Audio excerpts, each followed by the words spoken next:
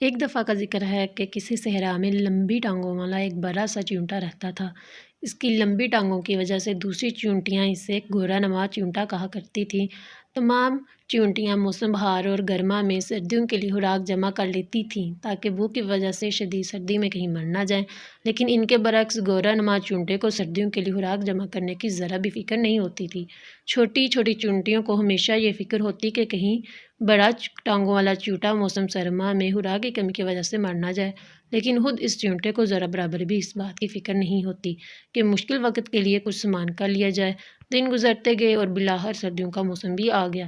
چیونٹیوں نے اپنے بلوں میں سردیوں کا مناسب سامان جمع کر لیا تھا۔ کچھ ہی دنوں بعد بڑے چیونٹوں نے چیخنا شروع کر دیا کہ میں بھوکا ہوں، میری مدد کرو۔ وہ بڑی تیزی کے ساتھ اطراف میں بھاگ رہا تھا اور مدد کے لیے پکارے جا رہا تھا۔ چیونٹیوں نے اسے آوازیں دی، وہ مگر پریشانی کے عالم میں کسی کی بھی آواز سننے سے قاصر تھا۔ سب نے فیصلہ کیا کہ مل کر بلند آواز میں اسے پکارتے ہیں۔ انہوں نے یہ کام بھی کیا، لیکن وہ پھر بھی چھوٹی چیونٹے کی طرف متوجہ نہ ہوا۔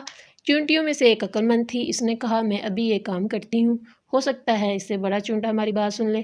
عقل مند چیونٹی ایک طرف بیٹھ گئی اور جو ہی بڑا چیونٹا چلاتے ہوئے اس کے قریب سے گزرنے لگا تو عقل مند چیونٹی نے اچھل کر اس کے پاؤں کو پکڑ لیا اور زور سے کاٹ لیا۔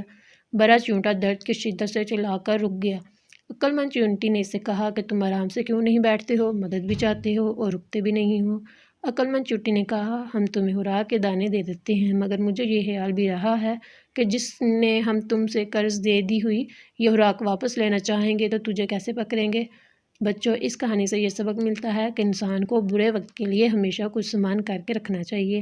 ہمیں فضول ہر چیز سے پرہیز کرتے ہوئے مصیبت کے وقت کے لیے کچھ نہ کچھ بچا کر رکھنا چاہیے، تاکہ اگر ایسے موقع پر دوسرے ہمارے مدد کو نہ پہنچے تو ہم خود اس قابل ہوں کہ مصیبت کا دلیری کے ساتھ مقابلہ کر سکیں۔